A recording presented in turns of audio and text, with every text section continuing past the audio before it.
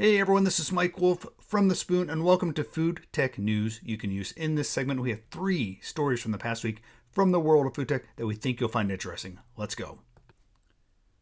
Well, after years of rumors, it looks like Elon Musk is finally getting serious about building that drive-in car hop restaurant. In 2018, Musk mused about how he wanted to build an old-fashioned car hop restaurant for Tesla, complete with car chargers and all sorts of technology, bells and whistles, in a new filing with the city of LA. It looks like Tesla's finally selected a site and has drawn up plans.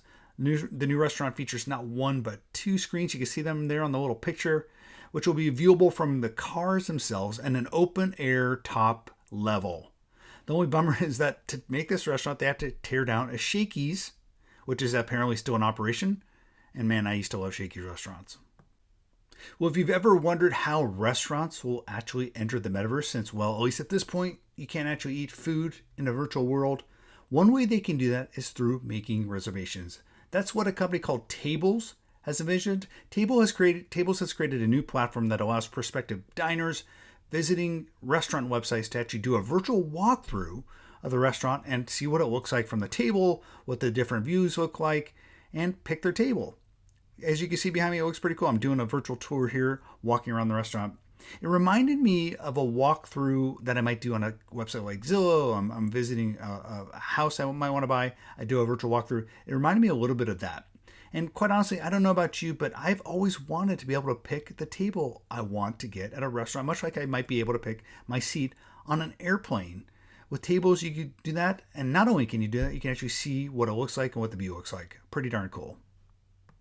And for our final story, we have news of yet another food-centric social media app. This one's called Mixo, which is a short-form video app targeted at food influencers. It has all sorts of features built in, like in-app tips, subscriptions, and the ability to sell additional content on the app. If you're like a food influencer, that all sounds pretty good. But really, this isn't the first social platform for foodies that we've seen. Back in I think 2018 or so, the co-founder of YouTube, Steve Chen, launched a site called Nom. I think about 6 months later, he shut it down. Earlier this year, we saw the launch of an app called Recon, which is targeted at food influencers. And there's been a bunch of other ones that have been launched over the past year or two. My thought on this is, really, do we need another food influencer-centric social media app? I mean, I'll try to give you a full review later. I'll play around with it. But I have to tell you, it's going to be hard to get food influencers and people who just like to follow food to allocate time that they would normally spend on things like TikTok or Instagram and move to a new site like this. I just think it's going to be really hard. All right, that's it for today. Those are the 3 stories. Let us know what you think. This was something we're trying out, we're experimenting with. We might try it some more. If you guys like it, let us know in comments. And we'll be back with more food tech news you can use.